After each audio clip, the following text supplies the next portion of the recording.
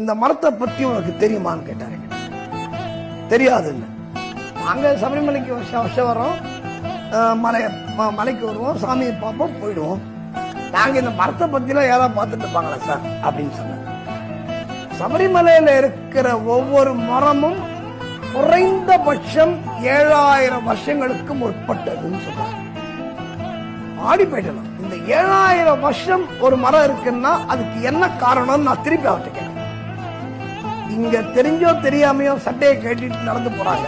யார் சொன்னாரு? சயின்டிஸ்ட் சொல்றாரு. இவங்க தெரிஞ்சு போறாங்களா தெரியாம போறாங்களான்னு எனக்கு தெரியல. இந்த ஹெர்பல்ஸ் கேன்சரா இருந்தாலும் சரி பண்ணும். இதை விட கடுமையான வியாதி, என்ன வியாதி வந்தாலும் சரிப்படும், சரியாக்கிடும்.